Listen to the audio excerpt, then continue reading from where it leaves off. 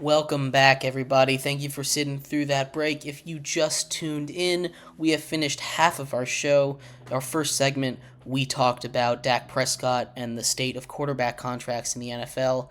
We just finished doing the first part of our 30-part series of the offseason files covering the New York Yankees of the MLB. We will do one of those for every single team.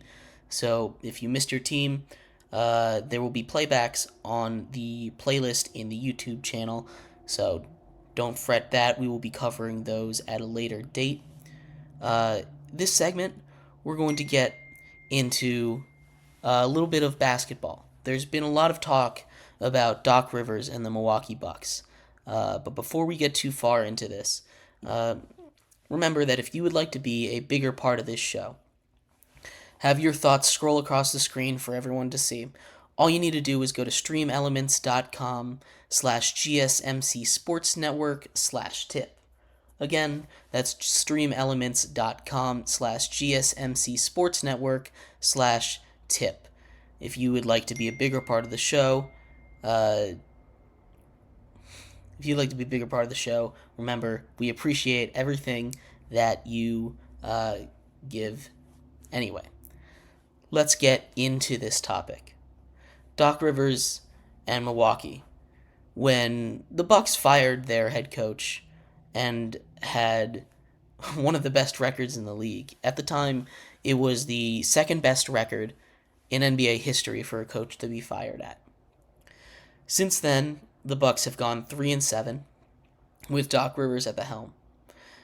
And the hiring at the time was a little questionable. They brought him in because they wanted a winner. And if you go through, especially recently with Doc Rivers, a winner is the opposite of what he's been. Doc Rivers obviously has the one championship with the Big Three in Boston in 2008. But outside of that, he has a history of not winning basketball games, of choking when the moment matters most.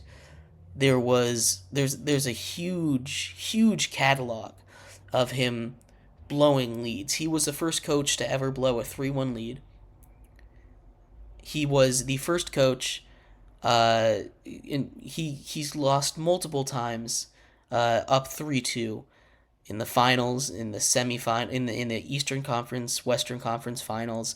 He has been unable to get the Sixers past the second round with Joel Embiid. And bringing him on to a team like Milwaukee, and with guys like Giannis and Lillard, who they were winning games. But the big story has been since he got hired. Was it the right move to hire him? And it hasn't started off too hot. There's been, like we said, that 10-game trial run where he, was the head coach for the East in the what's it called? In the All-Star game, because that had the best record at the time. But the Bucks have not been very good since they got him. Now, the defense has always been a problem for the Bucks, but their offense had been enough. And they needed a change of coach. Like, the Bucks were not happy.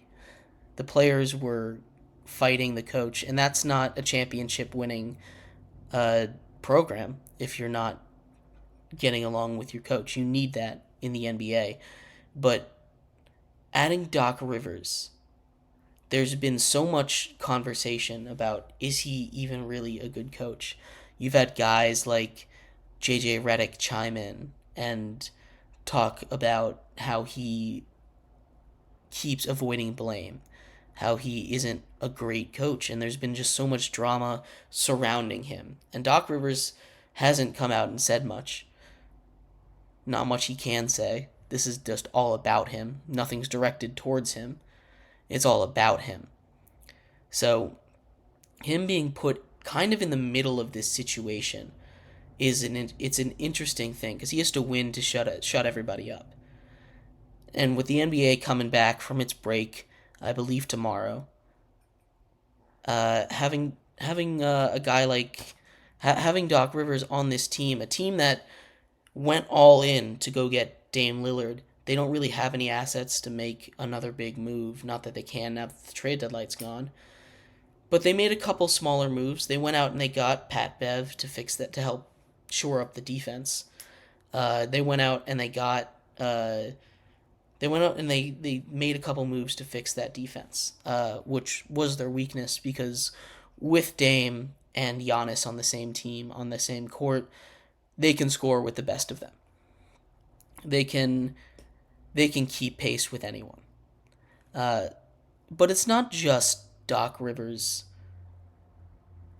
It's the Bucks organization as a whole. Like, this isn't the first time they've fired a coach mid-season.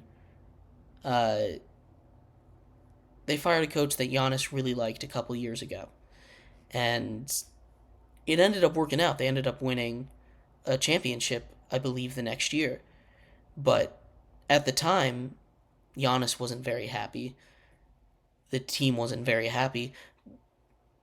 This has been a big change for the Bucks. You know, they want to win with Giannis because, I mean, when you have a top three player in the NBA, a guy like Giannis that is so special at everything on the basketball court, you can't waste his talent. We were just talking about people wasting talent in the NFL, uh, and in the MLB to a certain extent with the Yankees. But what the Bucks have is two guys that should compete in the playoffs. Uh, Damian Lillard has never had a huge amount of success in the playoffs. It's not his fault always, but it's a little hard because defense, as hard as it is to find in the NBA, defense is the major difference between regular season teams and uh, playoff teams. I saw some out there where you had to be top five in either offensive or defensive efficiency and top half of the league in the other to be a real contender. If you look at the stats, those are the teams that have won championships.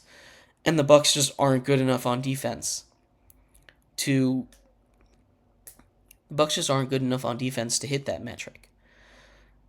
What the Bucks need is to come out of this All-Star break with a fury. Doc Rivers needs to be able to inspire these guys to show that he isn't, the issue with it, because they were winning before him. They had the best record in the East. They no longer have the best record in the East, but they were winning before he got there, and bringing him in has not seemingly helped the situation. So with all the drama surrounding him, I think it might be a little bit of a distraction to the Bucks. So they need to come out and they need to start winning right away. Other coaching news that we kind of did not cover, the Nets also fired their head coach over the break. The players were not very happy with him. They were saying that he designed an offense around Ben Simmons, a guy that's only played 12 games in the NBA this season. He's been hurt, and he hasn't been the same since he left Philly. So some major coaching stuff there. The Bucks coming back to them. What do you guys think? Do you think Doc Rivers can turn this team around? I'm not so sure that, especially with his playoff track record, that he can make a big enough difference to make this team into contenders, which is why they made this move and fired their coach. They wanted a guy that could make them contenders. And I'm just not so sure that Doc Rivers is that guy. But anyway, if you guys would stick around for our next segment, we're going to transition back into the NFL, and we're going to talk a little bit about some quarterback carousel. There's been some interesting discussions surrounding Justin Fields in this in the last 24 hours. We'll do an update on that story, and we will talk about some teams that might need some quarterbacks and some other interesting quarterback discussions that we've been having over the last 24 hours. Stick around. We'll be right back.